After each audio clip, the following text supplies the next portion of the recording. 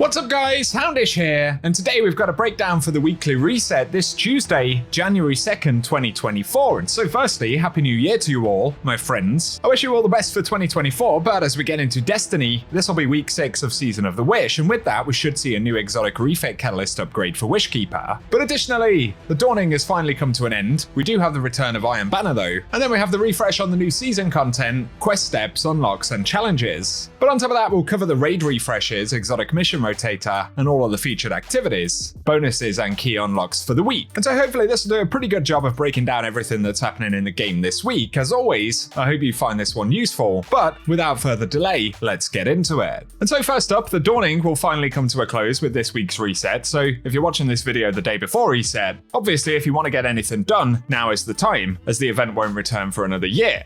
And so, bye-bye, Eva Levante, for now. And another thing worth mentioning, given that Bungie have been quiet over the holiday period, they have said that they'll be returning with the TWID starting on January 18th, so we'll probably start getting somewhat more consistent updates around that time. It's possible before that, though, that we'll see them be a little bit more active on the Bungie help channels and things like that, potentially some small patches. We do know of a couple of updates that are coming in New Year. So we'll wait for word from Bungie, but at the very latest, January 18th will be when they start their communications fully again.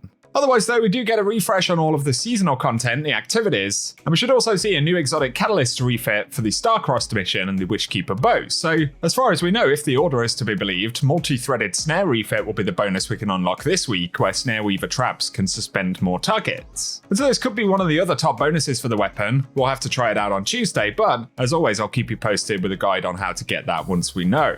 Otherwise though, there'll be new steps for the main season story quest, and so, initially, we need to speak to Riven, as well as the Crow in the Helm, and then Petra at the Holoprojector, getting plenty of vendor dialogue in this week. And then we need to defeat combatants and destroy Vex Oracles in the Spine of Keres, Harbinger's Seclude, and Gardens of Isilla, as well as completing blind well runs in the Dreaming City, and higher tier completions will reward additional progress. Bungie did tip us off that we return to Blindwell for week 6. I believe this will be the only additional time that we need to go to Blindwell as part of this season's quest. So there's that, but then we need to speak to Mara Sov in Mara's throne before returning and speaking to Crow, Mara once again, and Osiris. Oh yeah, Riven too. So there are more vendor visits this week than there are actual quest steps, which is interesting. But we also get new weekly challenges, of course, and we've got Wish Seeker 6 to complete week 6 of Wishing All the Best. But there's also Dragon Delves to complete pathways in Riven's Lair and the Coil. And then there's Mod Collector to unlock artifact mods, of which we need 12. Iron Sharpens Iron to complete Iron Banner matches with bonus progress for wins. But finally we also have Rapid Precision to get Rapid Precision final blows, and bonus progress is granted for defeating Guardians and for every defeated target after the second one. So those are the weekly challenges. But of course otherwise we also get the refresh on the Warlord's Ruin dungeon, so good luck if you're hunting the exotic or any of the legendary stuff. And there'll be a few things going on in the Crucible this week. Firstly, we've got the return of Iron Banner for the season, so I believe this is the second Iron Banner for Season 23. Plus we'll see bonus ranks in all Crucible modes, and Team Scorched and Showdown will be featured as the main Crucible playlists. And then over to the Vanguard, the featured Nightfall for the week will be Heist Battleground on the Moon. And for the raid and dungeon rotation, King's Fall will be the featured raid. Of course, that's an opportunity to pick up the Touch of Malice. But also the Grasp of Avarice dungeon will be featured as well, and both of these will drop their unique items with updated power relevancy. And then for the exotic mission rotator this week, we'll see the return of Vox Obscura. Of course, from there we can pick up the Dead Messenger, which is now craftable, and seasonal weapons from Season of the Risen.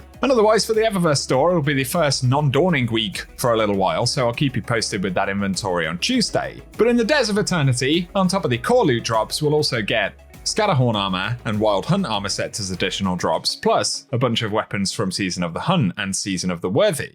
And then for the featured Lost Sectors this week, for January 2nd, we'll see the Chamber of Starlight dropping exotic gauntlets. Then it'll be Perdition on January 3rd, dropping chest pieces, which is followed by Bunker E15 on Europa on January 4th, dropping exotic helmets. But additionally, we'll see Concealed Void dropping legs on January 5th, Thriller Drone dropping gauntlets on January 6th, and then it'll be Gilded Precept on Neomuna dropping chest pieces on January 7th, which is followed by Scavenger's Den on the EDZ, dropping exotic helmets on January 8th.